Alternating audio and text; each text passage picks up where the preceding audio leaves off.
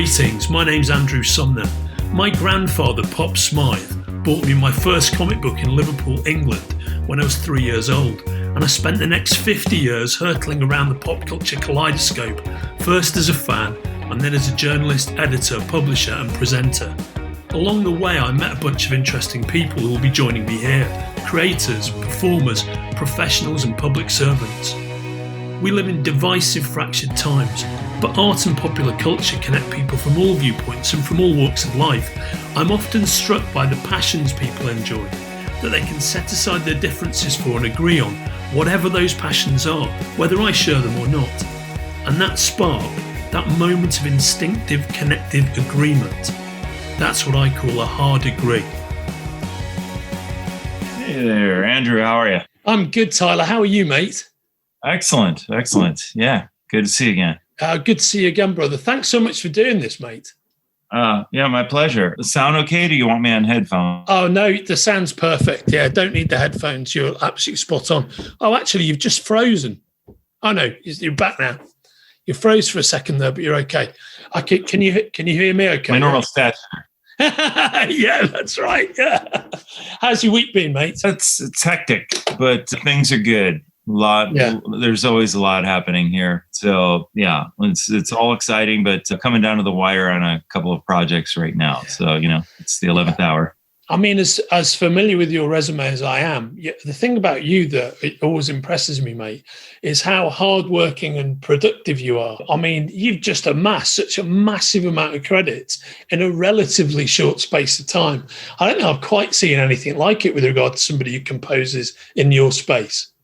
Well, yeah, I probably, instead of having an addiction for drugs or whatever, I probably take it out in my work. I think most of us who live a life similar to me have, we're all trying to focus our energies that would otherwise defeat us into our work, into something constructive and something that we love and excites us. So I definitely get a rush out of everything I'm working on, whether it is, film or TV collaboration, or, right now we're at the 11th hour on the Starcrawler record. And it's so exciting to really hear it taking shape right now. And so that's on the agenda. How long have you been working on that for, mate? A couple of months. To see I'm losing track of time. I mean, the conversation about the record has gone on for months, and obviously we did Good Time Girl together for the Dark Knight's Death Metal soundtrack.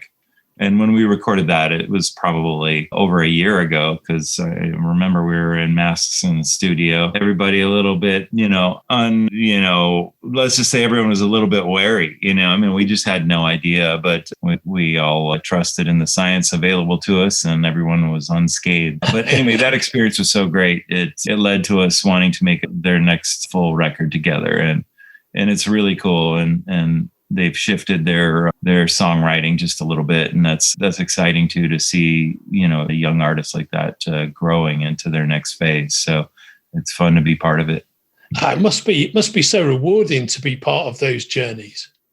Yeah, well, they're legit, man. If anyone's going to go see a young rock band, Starcrawler to me is one of the absolute best, young bands out there. So I think this will be a really great beginning to a good stretch for these guys. Hey, man, I can't wait. And this is as good a time as any for me to go. Welcome to Hard Agree. My name's Andrew Sumner, and I'm here with my special guest, musician, producer, composer, creator, Tyler Bates. Thanks for joining us, mate. I really appreciate it. Oh, it's my pleasure. Yeah. Things are kind of interesting and popping right now. So I'll try and keep my focus, but that's a problem for me. Sometimes I do interviews and I'm in my studio and I have to be sure not to have a session open in this computer next to me, because I'll literally it's probably the OCD in my mind, I'll see something that needs to be edited or something like that. Yeah. I'll start doing it. I'll forget what the hell I'm talking about. So I could be a lousy interview sometimes, but it just depends how busy I am. No, I've got it, brother. I remember when I was growing up in Liverpool, one of the things I used to do is learn how to play the cornet, right? And I used to have, and I was a dreadful cornet player, but I was a very good student, yeah. And so I remember once having my cornet teacher over, and he got distracted by something for a second. He had to go and speak to my mum and dad or something. So I put the cornet down, went over to my homework, and carried on with my homework while he was out the room. When he came back in, he went fucking ballistic, because I was so out of the moment of the music and into like competing my writing assignment. Well, of course, that's what I became as a journalist, right? And I'm a journalist. I was a music journalist, as you know. I love music, but I was a lousy musician. But he just went fucking nuts, because for him, my priority was all the way around. So that concept of being, interrupted by the things that your mind is tuned into, I totally get it, mate. Yeah, well, you were up against all odds too with the cornet. Just think of how many cornet players actually become listenable. Yeah, that's right. Oh, mate, so true. people jump into marriage, no problem, and it's not already a losing stat. But man, I'm going to play cornet. Yeah, that's about a 4% chance of ever becoming. Mate, it's so true. No, it is so true. Now, speaking of musical beginnings, that was my miserable musical beginning. But mate, when did you first get the sense within yourself that music was going to be your overriding, passion and kind of North Star in life? Honestly, it just always was. I had no childhood fantasies of being an astronaut. I love sports, but I never saw myself as a professional athlete, even though, I love sports. I played sports a lot in my life. But music has just been a constant since I can remember. And I was always so taken with all aspects of music. Even as a little kid, my mother listened to so much music because she'd buy 10 records a week. So while she was a t-shirt and jeans gal, she had 6 stereo and every possible type media player you could have back in the day when I was a kid. So she had a reel-to-reel, she had cassettes, 8 tracks, anything they made, and a really nice turntable. So yeah, our house was like a museum of music in her room. There was always I don't know, I'd say by the time she passed away when I was 19, she had nearly 15,000 records, I would guess. It was an insane amount. I wish at the time I could have kept her albums, but it was an emergency sitch. So, we didn't have all the options in front of us. But at any rate, I remember the earliest memory I have is being on our living room floor reading the liner notes to Frank Zappa's Hot Rats. Yeah. And I just thought, wow, this is so weird that people would make music like this. And then they would press it into an album and make this artwork, because I think on that record, there's like 6 songs and they're all super long.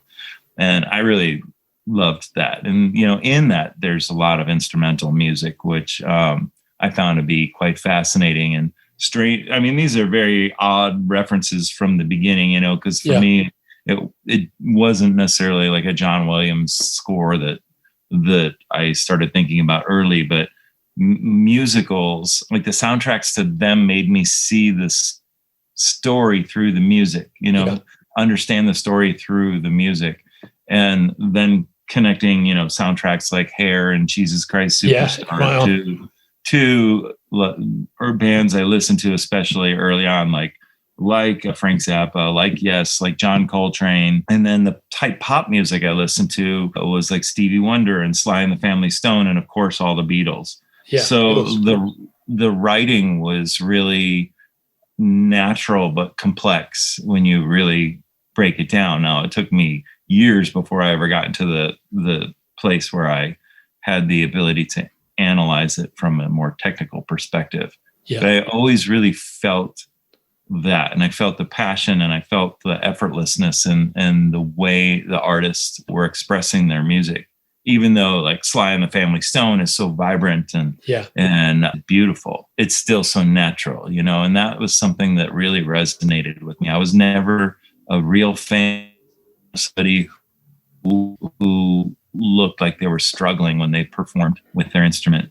And that impacted me greatly. And then I played recorder, and then I got into my first grade school band on alto sax, which I love, and I wish I'd maintained the sax. And I think I'm definitely going to pick up a sax this summer and start again. And I just met a guy who's offering to coach me up a little bit. So wonderful, mate! You got to do that. Yeah, you got to do it. Actually, I was really decent. It's just the guitar kind of spoiled my interest in the sax. Yeah. So I thought, okay, well, the sax is kind of going out of style, and guitars are cool as hell. I just always will be. Yeah, I always related to it from the minute I literally touched the guitar for the first time. I was just completely taken by it, and that was a sea change or a pivotal moment in my life. So from there, I just never thought of what I was going to do with my life other than music. I didn't know exactly what. So I eventually, I just started writing songs, got into my first real band when I was 17, and I never stopped, and the film composition aspect of my life really picked up when I moved back to California, because I'm originally from here. So you were born in California and you grew up in Chicago, right? Is that right? Yeah. We moved there like when I was 10 or something. Yeah. So before we get onto that, the building blocks to your film career, are there any? Cheers, mate. All the best to you. Cheers. Yeah, this is morning, so it's straight coffee, I'll tell you. Very good. Hey, I wouldn't know. It's an opaque glass. You can have whatever you want in there, mate. I have work to do. Yeah. Oh, yeah. Okay. Yeah, I understand, and I believe you too. So, did you ever? You mentioned the sax. Did you ever spend much time at the Green Mill? No, I was too young. Yeah. And then once I got into my bands, you were in a whole different scene. Yeah. Yeah, I was in a different scene. But I did really in Chicago. I definitely frequented. I did end up frequenting a lot of the jazz and blues clubs, before I came back to LA. And that was transformative too. I remember going with my aunt to Kingston Mines one night, and Kingston Mines is not a very large club, but is very famous in Chicago. And the heavyweights would play there any night of the week. Openers were great, Nobody played that place that wasn't something. But I remember Carlos Johnson performing one night, and I was just completely blown away. He's like old school blues where he'll get the room worked up and then he'll just bring everything down to such a almost near silent sound. I mean, you could hear a whisper in there. So everybody in the audience was dead silent. Just brought it down and just gave everyone this incredible moment. And then he's just a sick player. So I used to have experiences like that, and then I would ask that person if I could just have one session with them. Yeah. So I had the opportunity to sit down with him, and that's really that's how I got my, the majority of my guitar education. I did study for a couple months with a guy on the south side of Chicago, because when I joined my band at 17, those guys had studied with the same guy. So I thought, all right, I'll go check it out. But after about 3 months, his name is Glenn Drini, and unfortunately Glenn passed away a couple of years ago, but he and I stayed in touch throughout all the years. And after 3 months, he's like, Tyler, forget everything that we've done in the last 3 months. I don't want to screw up your style. He says, you have a whole thing going, and I don't want to disrupt that with too much of this formal educational stuff. Now, I had a bit of a music theory background, just being in bands and obviously needing to understand how music works. But it was really interesting because I'm always willing to break all the rules musically. I really don't care. As long as it feels right and it sounds good, I'm into it. So he didn't want to compromise that aspect of my guitar playing, which was really cool. And it also gave me a license to really create from my own mind without really giving a shit what anyone thinks. Yeah. And, of course we do in the commissioned art world, because we have to please our masters. But, there's a greater objective in mind. It's not about, when you're working on film and TV, it's not about us, we are about that. So it's about the collaboration. Yeah, it's about the big picture. You know, we're trying to provide a component of the entertainment that is being created, and we have to keep that into perspective. You know, it oftentimes gets twisted out of perspective. And, you know, at the end of it, after you've worked with, you know, 10 people giving you their input and whatnot, you know, sometimes composers like to, you know, shine a light on themselves for their genius. But you've got to subjugate yourself to the greater cause, I guess, to the artistic endeavor. Yeah, your work speaks for itself, good or bad, and I have both out there. I have some orphans that I am not really proud of, but you know that happens. You know, early on in my career when I was just learning. I mean, I never encountered another human who had scored a film until I completed my 18th movie. So wow, amazing. You know, the whole tech side of it, I was kind of learning from, you know, musicians who didn't do that job, and then directors and editors and producers who were really giving me a greater understanding of their approach and their perspective on storytelling and the point of music in the context of film. And so, you know, that really helped me immensely. But it took me quite a while until I really accepted being myself in that forum, because I never aspired to be a film composer. I'm grateful for the fact that aspect of my musical career has developed into something.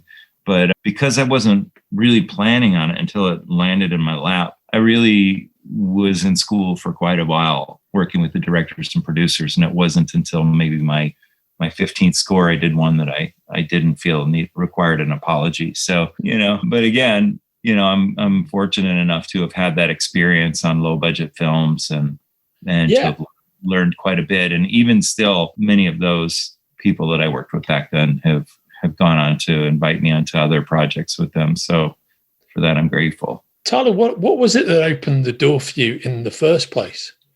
And in terms of soundtracks, composing soundtracks, you know, so all those early movies that you did, how did you get into that space from where you were? Well, it was definitely a start-stop, because when I first did it, I was not even thinking about doing it. I was kind of doing a favor for my brother, who was like a line producer on a Cassian Elway's movie. Yeah. And I think Cassian was directing this movie, and no, Cassian was producing it. That's right. It was some, I don't know, some schlocky film, but you know, they had like $300 and they needed a bunch of rock cues. And I was actually in Chicago recording a guitar record that nobody should ever listen to. No, actually, my friend and I made this guitar record. We used to do whatever we had to do to stay alive. So we'd do guitar clinics and all that stuff, you know, whatever. So yeah, Cassian, you know, called and said he wanted me to do this. I told him I've never scored anything before. So they gave me timings and just said they wanted some rock music sort of in this style. And we were there recording that day, full band. So I just wrote out some charts and we recorded it, and that was it. And I wish it was that simple when scoring a movie, but you know, obviously that movie didn't require the sophisticated approach and intellect that some of the other movies I've worked on actually do. But it was an entree into it. And now I had no picture then, you know, all I was working from was timing notes. Yeah. So wow. Okay. You had to get from here to here in this many seconds, here to here in this many seconds. Here's what happens. But I didn't see the picture because back then, you know, there was no internet, there was no film to share. You know, we're talking around about sort of early 90s at this point, 93-ish, kind of. Yeah. So it was, you know, it was an interesting experiment, but, you know, I lived in the studio. So that was the thing, that the one aspect that really got me through the early days. And then once I realized that the way I will have the greatest success in film and TV is to just be myself as a musician and an artist. And then, you know, increase the tools in my toolbox, so to speak, as I go. But, you know, don't abandon what I'm actually very good at. And I felt a need to put on a different hat when I was starting out. And I just didn't really understand that. I just needed to make music that I felt was really good music.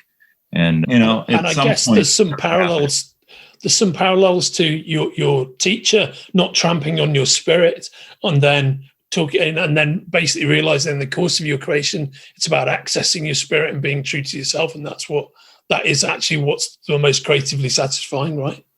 Mm-hmm. And then because I used to I wrote all the music for all the songs that my band pretty much would do, and produce the recordings, and book the shows and promoted them and all that stuff. I think that acumen really helped me establish process, because the only way you can be successful as a film composer or television composer is to establish a process that's healthy and productive for everyone involved creatively. So I can't expect anyone in general who comes into my studio to be able to speak in musical terms with me or to understand them. So what's important is creating a process that satisfies everyone and meets their tempo, whatever it is that they're looking for, to engage them and bring a sense of confidence to our process. So it's different for everyone. But I find that, really engaging people one-on-one, oftentimes, pre-COVID, when I'd have clients in my studio, I would generally create a piece of music while they're here, or play something to them to reflect a point they've made in a conversation regarding the property we're working on. Because usually those first meetings are prior to when I've begun actually working on the property. So, I've just tried to always be very conversational with people in music, and that's then spilled over into how I approach producing records or writing songs with artists. It's, we just break it down to us, conversation. What do we think is cool? What do we love? And kind of, eliminating all the extraneous energies that are not necessary, or even the consideration of whether or not people will like what we're doing. If I'm working with an artist, they're, I have a lot of respect for them. They know who they are and what they're doing too. So between the two of us, or three of us, we tend to figure out pretty well what we love. We can't control everyone else. That strikes me as a really quite a pure and authentic way to approach it. And I think the fact that you're freeing yourself from not thinking in terms of how will this be received, but focusing on the creative signaling, the creative messaging from the space you've created. I'm sure that's why you've become so successful in this space, because that almost Zen-like approach of interpolating the conversation into a musical piece. I've not heard anybody say that before, but it makes complete sense to me, because what you're doing is magnifying, augmenting, and underlining storytelling via music, right? So that's part of what your process has got to be. It seems to me that is a microcosm. No doubt you've refined this over time, but that's a microcosm of what you're doing on a movie across a broader palette, right? That's just a taster of what your process is. Sure. I'm a facilitator for those who have something to say, and I'm trying to help them do that acutely to their own sensibilities and their own objectives. I'm not unaware of the realities of every aspect of our business. Look, I work on some, blockbuster type action movies and whatnot. I'm well aware that we want as many butts in those seats as possible. And we have to make it as awesome as possible for that experience. Even if it's not my personal favorite work that I've done, it's not about me. So it's good to get outside of yourself and really apply your talent and your skill to a vision that doesn't necessarily begin with your own, because I have plenty of those as well. And then in music, I obviously know the world of pop music, or what is considered, hitting more in the mainstream in, many genres. There's 200 genres of rock music now. So I don't know. Yeah. But I know, I listen to a lot of music when I can, and I interface with so many musicians who are, extremely viable, that I think I have a pretty good sensibility for, at least my taste. And I know that I'm not exactly the person who wants to be one of 10 in a room writing a super pop song. but I would be down to do it one-on-one or 2-on-1 or something like that, just a 1 or 2 or 3 people total. But I don't want to be running around, throwing a beat over here at this person and being one of 10 or 12 songwriters on a song. It's just, I know that people make a ton of money doing it, but it's not right. Yeah. It's just not me, man. Yeah. I really am into the understanding of my collaborators and seeing, how I can best express what they wish to objective is, and also to create music that inspires artists, and that's super fun when I'm working with artists we know, rockers or whatever we know who've been around a while. It's fun to create something that can inspire a person who could be jaded, but to make them feel like they're 17 again. Yeah. Just to get excited. And we have to preserve that within ourselves throughout our life until we're dead. So to me, it's my job to sort of tend to the garden. If you don't, then you have weeds.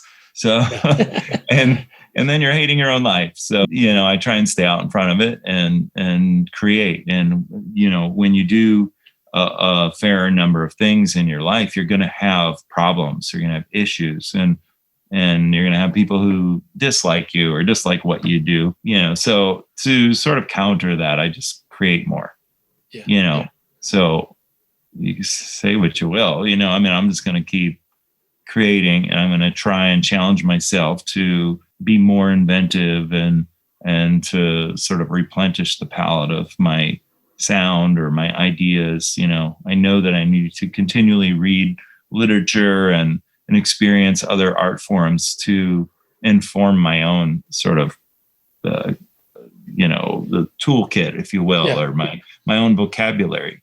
So, I feel like I'm a little bit at a loss this morning. It was a very late night, and now I'm drinking a bucket of coffee. Well, I'm fascinated by your relationship with your work. And I think that was very well expressed, because I think that's one of the keys. I think that philosophy that you have is one of the keys to the immensely prolific nature of your work over the last 20 years. I was thinking back, knowing that we we're going to have this conversation, I was trying to remember, because I spent 30 years as a movie journalist. I was trying to think, when was the first time I was aware of your credit on a film? And 2 things dropped into my head. And one is the Stallone version of Get Carter, and the other is that Steven Seagal flick with the great title Half Past Dead, right? Yeah. First off, those are 2 directors that I love with my heart and soul. So Stephen K., Get Carter. Yeah. We had done a movie a couple of years before then, a bebop movie called The Last Time I Committed Suicide. Keanu Reeves is in it. Right on. I've seen that film. Yeah, right on. So that movie might have convinced me that this is a career opportunity or option in a way for myself, because Blue Note released this. And that was interesting. Funny thing is, my band had just went on like the Warped Tour as that score was released or whatever. And I got back from the Warped Tour, and a friend of mine called a director and wanted to hire me on this rock and roll movie. But the studio thought I was a jazz guy and they wanted a rock guy. And it's like, wait, I just got off this shitty work tour baking like a piece of bacon on a skillet out there in a hot sun forever. I'm a rocker. But anyway, that everything worked out. And then Stephen K., he was cool enough to bring me with him on his journey when he had that opportunity. Because at the time, that was a huge opportunity for me. I think the movie is like a $50 million movie, and that's around the year 1999, 2000. Right on. Yeah, 2000. So while it did not perform at the box office, I did enjoy working on that film. The music was cool. And then to work with Roy Budd's theme was super cool. That's exactly one of the things I was going to ask you. I mean, you've got this incredible, immortal piece of music. Yeah. And just to get because I really loved, straight up, mate, I love that song in its original form, but I really love the version that's in the 2000 Get Carter. And if you could have seen my iPod back then, what you would have seen is I listened to the Stallone iteration of that solidly for about 6 months after seeing the movie. I fucking loved it. You know what I mean? I think you did a great job with it. Whoa, Tali, just frozen there, mate. Okay, I'm back. Oh, you're back. I don't know what's happening. Yeah, you're back. Yes, I lost you after iPod. Oh, yeah. So I just had my iPod in, like, I really loved what you did with that theme. It's a piece of music that I love. But I love that. I love the version that's in that movie just as much as I love the version from, and the original is a great favorite of mine.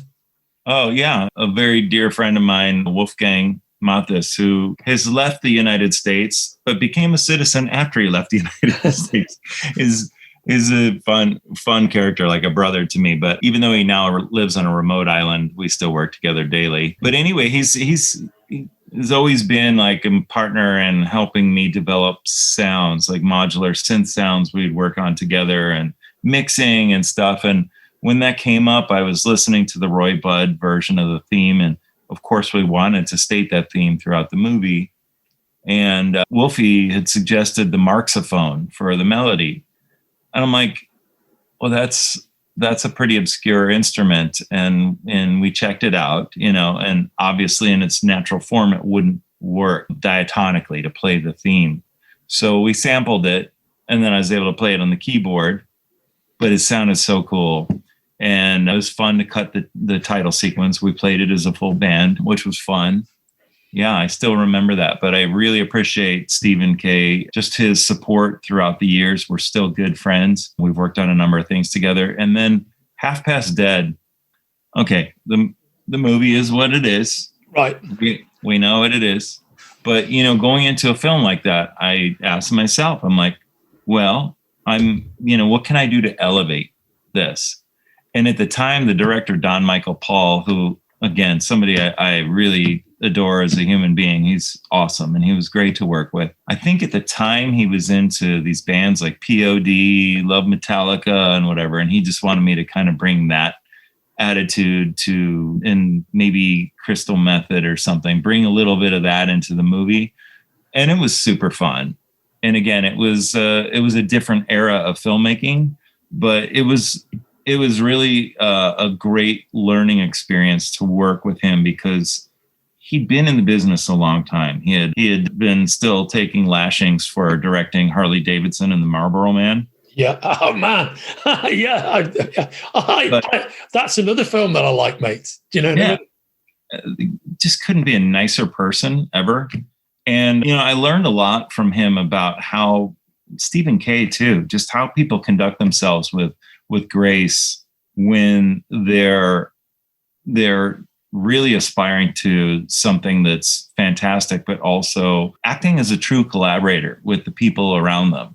So they would never tell me what to do. They would show me things they like. They would encourage me to experiment. And for that, I'm grateful. I mean, Get Carter is a very weird mixed bag of music in the score. And the aspect of that is funny is I was getting some direction from Steven, and Steven really, he was hoping, his idea was more like Moby and stuff like Moby for the music, music of the film. But Stallone, he wanted rhythm, he wanted brass. So Steven would give me his thoughts or ideas, input in his own voice. And then he would give me Stallone's voice. So he'd be like, well, Ty, I really like, this sort of, I like this beat and I like how it's very ethereal here and blah, blah, blah. He says, but Sly said, yeah, I need like a big brass theme here and blah, blah, blah. And it was pretty awesome. Steven does an impeccable impression of Stallone, but I thought it was cool. And it was such a big thrill to work on a Sylvester Stallone movie at that point in my life. Yeah. I was like, holy hell, look at this person on my screen, Yeah. So it was interesting to actually begin growing used to working on, obviously higher budget films where the stars were legendary or very, very well known. So that was one of the first. Yeah, I mean, you're only at that point, I think, about maybe 4 years away from stamping the accelerator on your career, and then suddenly you get into, certainly the way it looked to me from the outside is, because I was aware of your name from that point onwards, mainly because the reason I knew it was you on Half Past Dead was because I loved the Get Carter soundtrack so much, right? And like what I've been saying before is I was always listening to that Get Carter soundtrack. And so I always noticed your name after that. And I saw it pop up in funny places, like you did that TV movie, right? Gone But Not Forgotten. That was you, yeah? Yeah. Now that you mention it, I haven't thought of it. Probably it is more like forgotten and gone, I think. Yeah. But now that you mention it, yeah, I did. Yeah. I'm trying to remember it. Yeah. And the title is with me, of course. Yeah. But yeah, I mean, it's interesting. If you could know then what you would know 5 years later, like my journey it's been a roller coaster, and the G-forces have been really intense at times, but yeah, I had no idea like where my career would wind up. After I did Get Carter, I did some little things, and then I got onto this movie, What's the Worst That Could Happen? Yeah. And it was a rescore, and that's interesting. They were already dubbing the movie.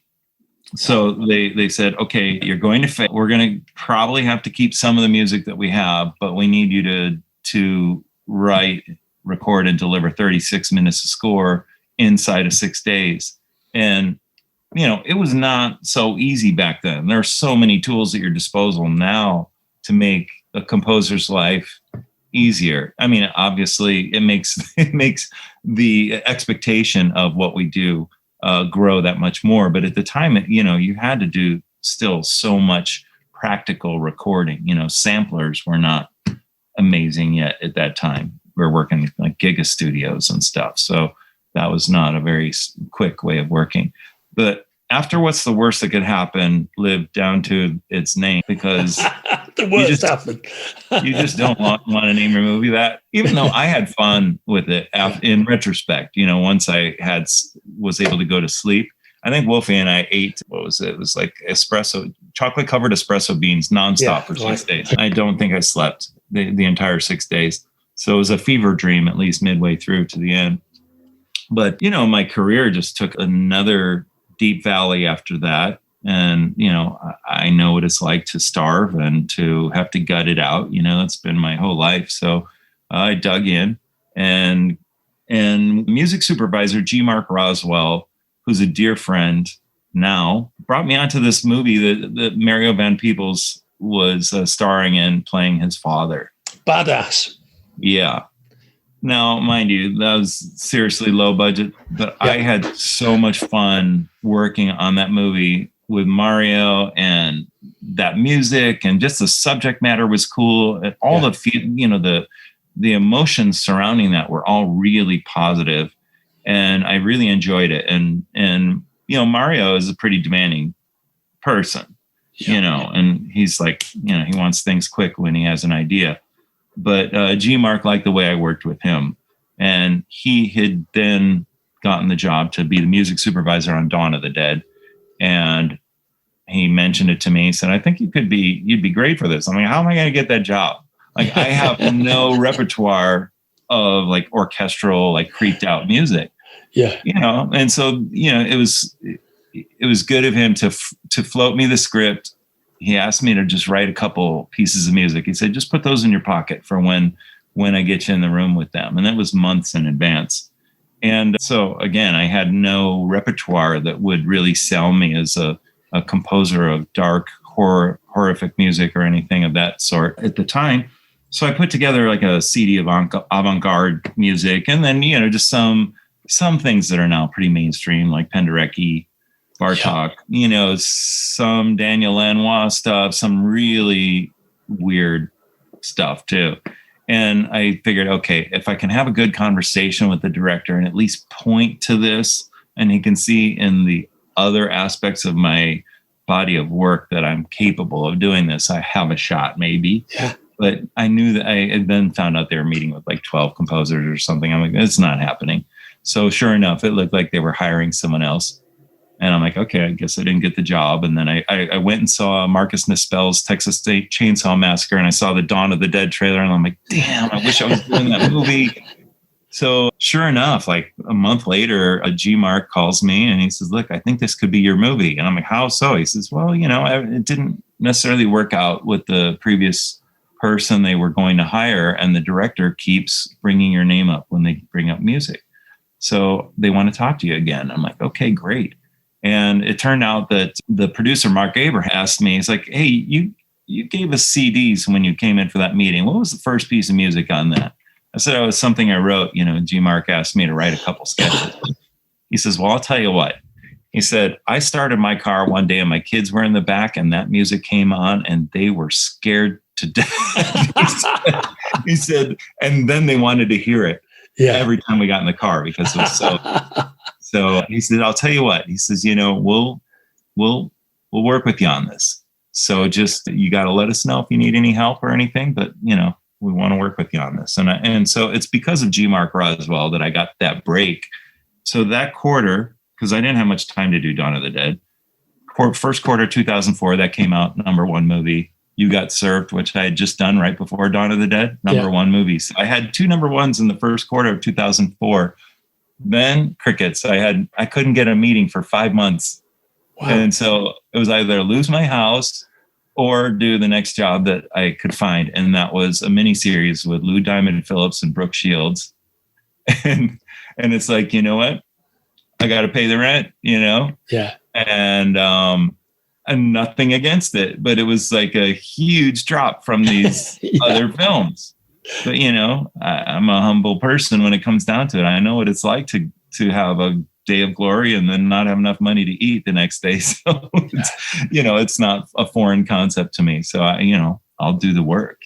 I've painted houses, I've done whatever I've had to do to string it all together, because this is a very difficult career to gain any consistent traction with. It takes a long time, I think, to establish that. Tyler, at what point did you feel, did you get to the point where did you turn around one day and you notice, hey man, I've had the traction for a number of years now and I'm in a good spot and now my career is self-sustaining? How long did it take you to get to the point where that's how you felt about it? Or do you never feel about it that way? I don't feel that way at all.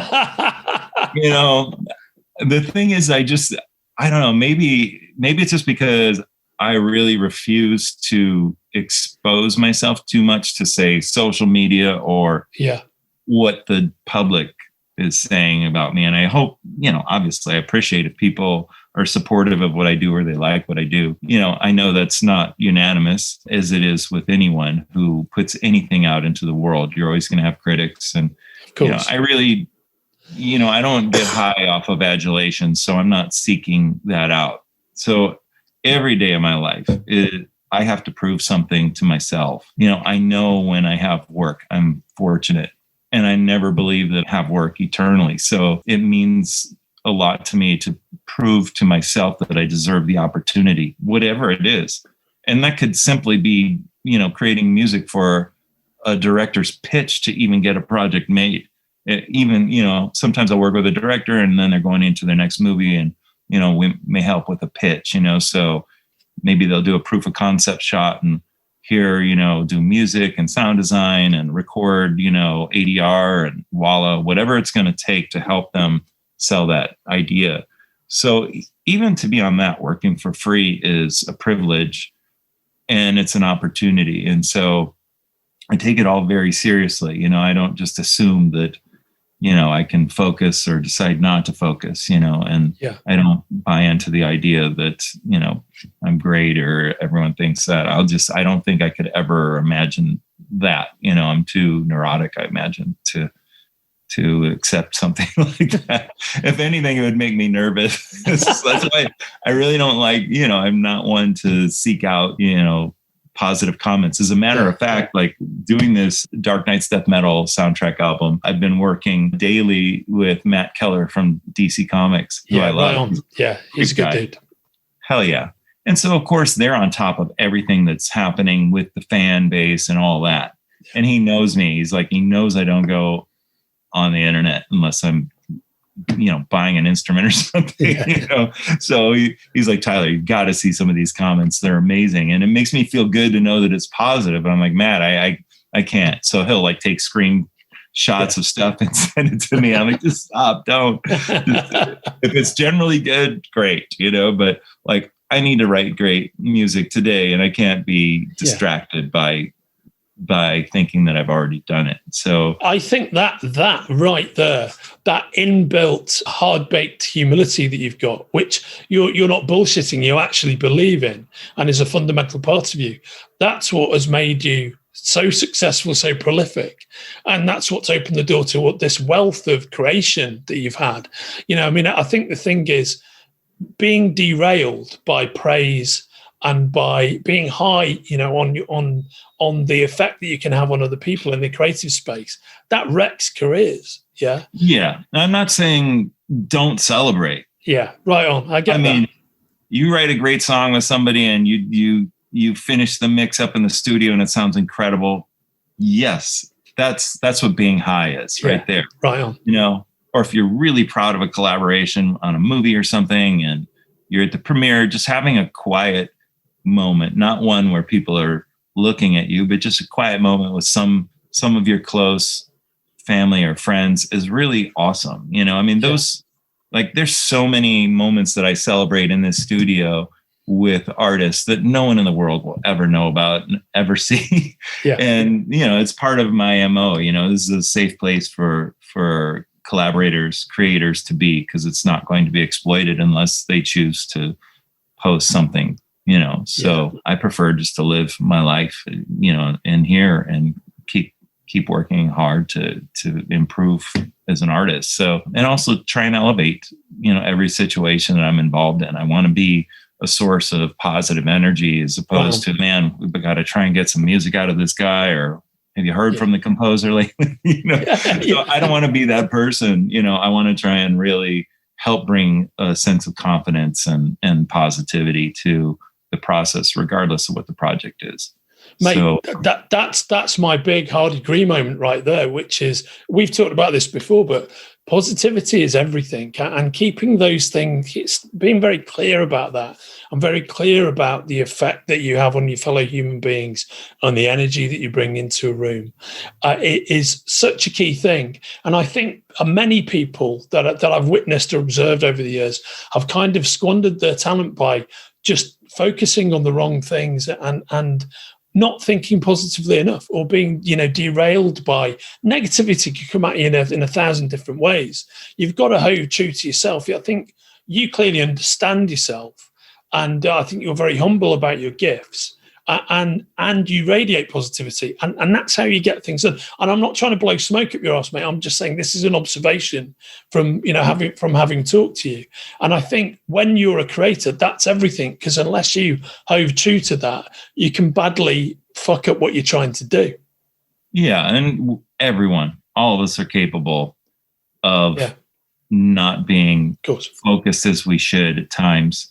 And, hopefully you realize it and you can sort of course correct before disaster strikes. But one thing I would say to anyone who's watching or listening to this conversation, if you are an entrepreneur or a creator, there's a book by Stephen Pressfield called The War of Art, and you can read it in a day. It's a fun read, but it's really a great mental tune-up for anyone who's creating, anyone who's inventive.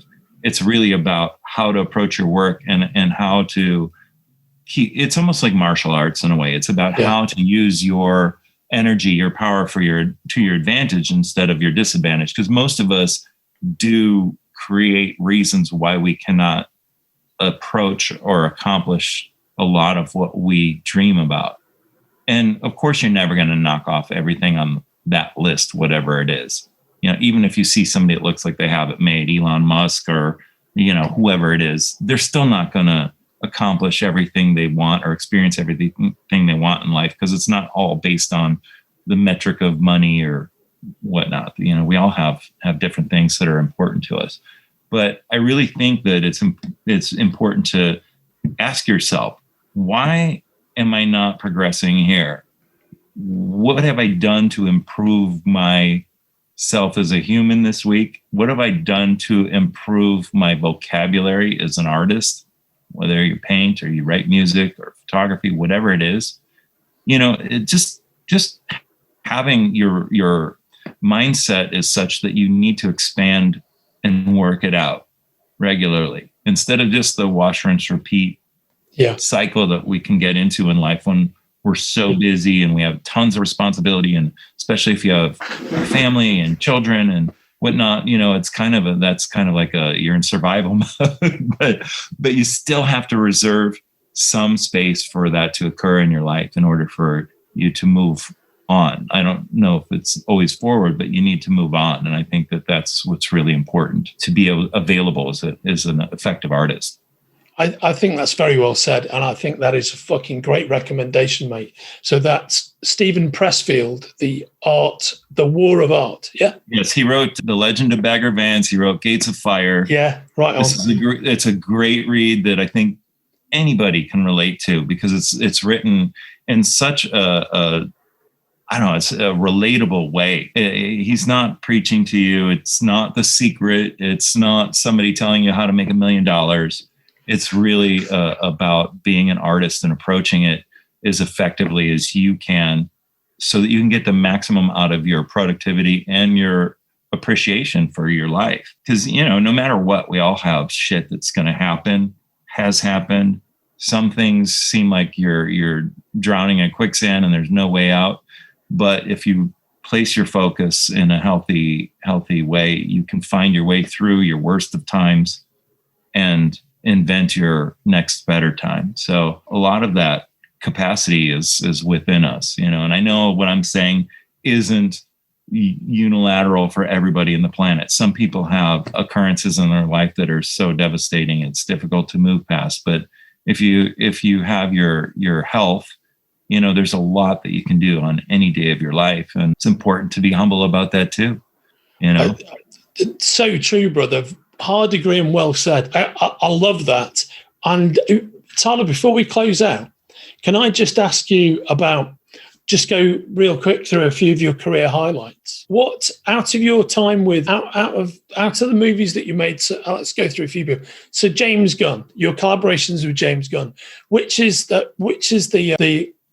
piece of work you've done with him that you're fondest of or look back on with the most, you're the most pleased with? Do you look at it in that way? No, because no matter what, these experiences are unique unto themselves, and the love and the energy that goes into every project is a massive amount. I mean, that's why people who work together in the recording studio fall in love all the time, because through the experience, something you didn't necessarily know you were capable of emerges, and you love that feeling and you love that person for showing you that within yourself. So I think that that's an important thing to recognize in all of this work, because we don't necessarily continue working with the same people forever in our lives, but we have to be very appreciative of every opportunity and proud of the work that we did together. So James and I did like 4 movies and 1 million shorts that I did for him. But then, I would say my work with him, Guardians 2 is I think a really beautiful, fun score. Better to listen to it just on the soundtrack album, I would say. You can actually really hear the attention to detail in the music there that is, you can tell that there's a lot of care that went into that music. I love that. I love everything I did with Zack Snyder. Watchmen was great, but I mean, Dawn of the Dead was so cool because it happened so fast. I really had no time to think about it. All I knew is I was starting off on thin ice. It's just like one mistake and you're out, because I was not a proven commodity at the time. But they didn't treat me that way. I just knew that the politics of it were such. But what happened on that movie, Zack Snyder and his editor, the producer, and G. Mark Roswell, music supervisor, and my music editor, all would come to my studio, which was a converted garage at the time, once a week to listen to the music. And I think I was writing for 6 or 7 weeks before we recorded. And all they did was give me encouragement. There was not one change note on that score. So I'm pretty certain the score totaled 69 minutes and 59 seconds. And I'm pretty sure we just couldn't hold that note for one extra like 70 minutes. But it was my first very large scale orchestral recording, which we did at Fox. And Eric Newman, who's a producer on the movie of the Newman family, it was his first time being at the Alfred Newman scoring stage. Yeah. Wow. So it was fun on a number of levels. It was, of course, Zach's first real movie. It was his first experience with an orchestra, and it's all really positive stuff. Like, you know, when you work with him, he's a cheerleader. It's like, it's more like you're in a game of football. You know, it's like, yeah, let's do this, you know? So it's fun. And working with Chad Stahelski from the John Wick series is similar. Chad he is a real life badass, but a great guy. And he knows his stuff. Like, you know, he commands such respect from everyone around him because, you know, the guy is a weapons expert. He's a martial artist.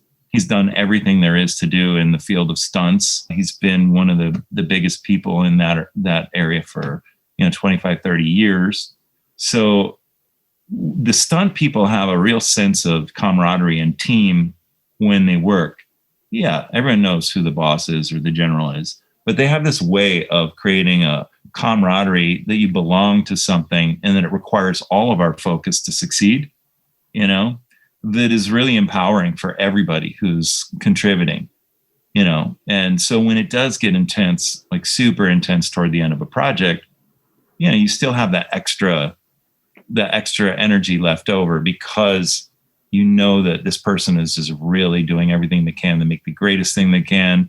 They appreciate your unique presence and talent, and they respect you, you know. And so when you feel that way as a commissioned artist, you're willing to, you know, run through walls for someone.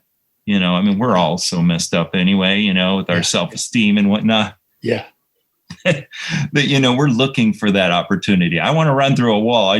Who am I going to do it for? It's fun. It's almost like smashing a guitar on stage, you know, but it's great to work with people like that. So I really appreciate that. David Leitch has been a wonderful director to work with too. And he co-directed the first John Wick. And then he and I went on and did several movies together. I mean, there's so many people that I've worked with that are absolutely like masterful at their craft, or they are and they don't realize it and they're super humble. Or just the musicians that I've experienced in this journey. I mean, some of the greatest musicians in the world have played on music that I've written, and it makes me want to be better. I need to create, as I move forward, something worthy of them to play, you know, because I got a lot of side eyes early on, you know. People look at the score, there's a bunch of goose eggs on there because I was probably, you know, playing guitar on something and all I wanted was like, you know, some held chords from the orchestra, and they're like sleeping and reading while they're playing this stuff. So I learned to really, you know, write when the movie calls for it, write some music for them to have fun playing. And that's just a thrill to see it come to life when the music is challenging and still fun and beautiful, and you're in a room with the best players in the world. Certainly every time I've been at Abbey Road, it's been that. Oh, wow. Just an amazing place, Abbey Road, isn't it? It is. It's cool, man. And every experience I've had there's been some kind of special occurrence or, you know, happening. People I love are always working with me on my scores. Like Tim Williams has been a great collaborator of mine since forever ago. We met at the end of our driveways when he moved next door to me, I don't know, 20 years ago or something. And once I learned about him, we just became friends. And then, you know, his first real conducting gig was 300. So he's brilliant. He's a brilliant conductor, obviously an excellent orchestrator, but he's an excellent composer. And so he's just been a great friend and collaborator. And that's meant a lot to me. And I've learned a lot working with Tim as well, you know, because our backgrounds are so completely different. But, you know, there are many people in my life like that who have really helped in a healthy way push me to be better in every aspect of what I'm trying to accomplish. And it's not all just music based. It's relating to people and how we work together and how does it feel good for everybody to be part of this thing, and I try and protect everybody from some of the pressure that comes from the top. Yeah, of course. Yeah. I try not to show sometimes that there's a foot on my throat, but we all feel that, you know what I mean? When a studio's making a $200 million movie, everybody's career's on the line. Of course. Yeah. So, at the end of the day, everyone's just trying to make the best thing so I completely understand and appreciate it. But, Tim's been a warrior through those battles, as his Wolfgang, and my associates here in the studio are wonderful. So again, I'm surrounded by great people every day. I just need to turn my focus, for a good portion of my day to create and to see what kind of new ideas I can start to call in my vocabulary. I think what you and your great co-workers and collaborators have done on a number of occasions that I particularly noticed as somebody who sat in a lot of preview rooms over 30 years and watched a ton of different movies. I think what's notable about some of your action movies that you've scored is that I've noticed on multiple times with flicks that have your score attached is that by the end of the film, you have battle-hardened and quite cynical journalists. I'm not a cynical journalist, but I know a lot of cynical journalists are coming out and humming the music as they leave. But they've literally just finished singing it. And I was really struck by that with your 300 soundtrack. People just had the music in their head by the time they're walking out. It's also the case, if you ever see people reenacting scenes from the John Wick movies, they are invariably singing your music while they do it. Yeah, and it's just gone straight into their cortex and stayed there. Instead of the usual bang, wow, sound effect. They're not doing sound effects. They're doing the music licks, which I think that's such a powerful thing, and I think is such a testament to what you and your collaborators have created. Well, yeah, and again, I have inspired people around me who are not. Generally, no one has this interest of climbing the ladder of Hollywood as much as they do being part of something that feels great and is creatively challenging. So on 300, of course, Wolfie was working with me on developing sounds, and like Greg Ellis was the main percussionist. We worked with several, which Greg was part of all the ensembles and whatnot. But it was interesting. He taught me a considerable amount about ethnic percussion, probably to the degree where I'm sure I could probably teach a class on it at this point. But the funny thing about that movie is I would see how sounds combined could make a new sounding drum, so whether I was combining a rick and a merdingum or whatever it was, that was one thing I wanted to do with 300. And I know that people have tried to hire my people and get them to do what they did on 300, but Greg doesn't even know what instruments were combined to make the sounds, Yeah. I hand edited all that stuff to just try and create a slightly different sound in the percussion. And then I was working on a record with Azam Ali during the time 300 came up. So I thought, of course I want Azam to sing on it. And because we were spending so much time together since before 300, and then, 300, we developed the pitch for it for over a year. So I was working on an animatic, which I had Scott Glenn come in the studio to do a narration that's an overview of the story.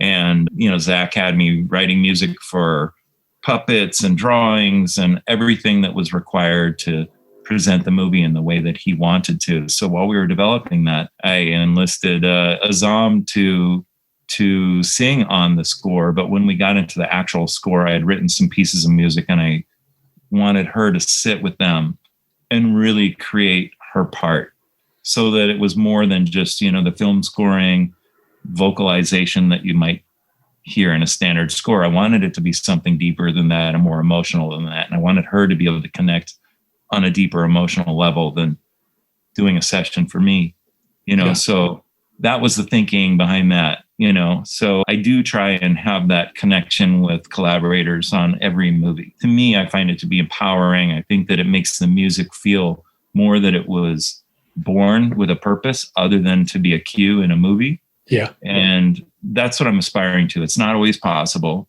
Yeah. but when the opportunity presents itself, you know, I think it's my duty to see it and to seize on that. And, you know, like Guardians of the Galaxy, when we recorded the first score, it was pretty chaotic, the first one. But I thought, you know, my daughter is an excellent pianist. You know, she was 12 at the time. And so she came in after we recorded the orchestra at 12, and she did all the piano for the first Guardians in a studio, not mine. But then when she was 15, I hired her to be the pianist at Abbey Road with the orchestra. Talk about pressure, man, with 92 of the greatest players in the world. Yeah. In real time. That was awesome. And I was thinking to myself, man, she's like got some real moxie to be able to do this. And then I thought, why haven't I put myself in the orchestra? Like, why have I never done that? It's usually because I'm in the booth, you know, just trying to make sure everything's going the way we want it to.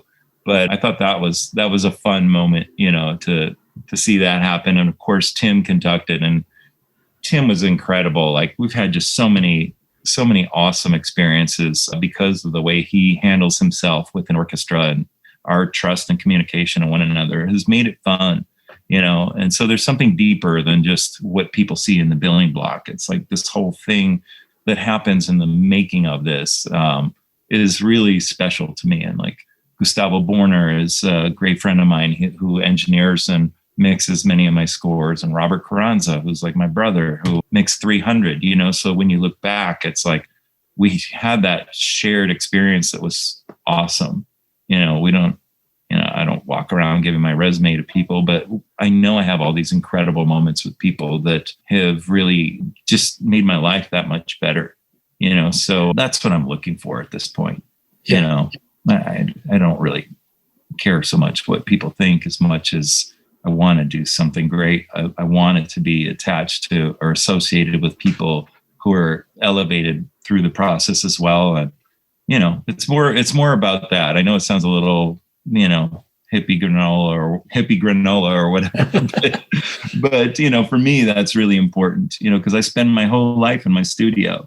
I've missed so many Saturdays at the museum with my kids when they were little, you know. Now I'm trying to at least atone for it a little bit by, you know, spending time with them working on their music, which I love, and also with my friends and the people who work around me, you know, work with me. I just want to make our experience together pleasant, because we're dedicating a tremendous amount of our lives to what we do daily, you know.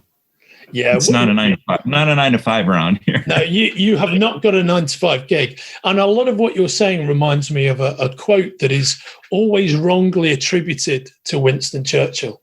And this quote, he does actually use this quote. He writes it in one of his books. But what he's actually saying in the book, if you actually read the page it's on, is he's saying, I don't believe in this. I think it's a load of horseshit. I do, however, believe in it. And the quote has lived on, attributed to him as if he believed it. He didn't believe it at all. But it's, you build your own universe around you as you go. Yeah, and you'll often, if you look that phrase up, you'll see pictures of Churchill with it, that phrase underneath him. You build your own universe around you as you go. But I think that the beauty of your career is that it is exactly what you and your collaborators and your extended universe of musicians have done. And I think there's a tremendous purity to that. And I think that because you are so dedicated to staying true to your creation, your vision, you're doing it for the right reason, you're not trying to make a quick buck. I think that's why the soundtracks that you've composed, the music you've produced sounds different, and it affects people on an elemental level. They don't necessarily know, if they're not musicians, they don't know why they're responding to it, but they know that they do. Right. And I think that's why. And I think it's there in your work, and it leaps out of your work and jumps into your subconscious. Everything you've just talked about for the past hour, I think it's all there, mate. Well, thank you. Yeah. I mean, I definitely put my soul into it for sure. You know, good or bad, you know, sometimes a concept or an experiment does not succeed the way I envision it to. And, you know, the sands of the hourglass run out. So, you know, there is always that pencils down moment, you know. So, yeah, of course. We try, you know, so, you know, I try to experiment, but at the same time, you know, I have a job to do, but I'm finding that place where I have a soulful connection to the task or the material or the people I'm working with, something that will give me, that will help me to access that part of me that is more than doing what I'm told to do, more than the tailor who is just stitching a button back on a suit. Right on. That is a hard degree and an amen. I love it, mate. Tyler, thanks so much for giving up the last hour of what I know is a very busy day for you, right at the beginning of the day, just as you're drinking your coffee, brother. Yeah, my brain will wake up soon. My hours have been flipped around. So sorry if I'm a little bit, clumsy with my words this morning, but evening for you, I guess. Yeah, I'm psyched about just even today. There's so much cool stuff already in front of me. A lot to do, but really good. That is brilliant. You've been great, very clear, very succinct, and very honest, which I appreciate. And thanks so much for joining me, brother. It's been great. I've enjoyed it. You too. Take care. Take care, brother. All the best. Bye-bye. You've been listening to Hard Agree. This episode was edited by John Horsley and Kenrick Regan, and our theme music, Golden, was written and performed for this show by Liverpool's finest band, Denio. Hard Agree is a production of the Spoilerverse and myself, Andrew Sumner.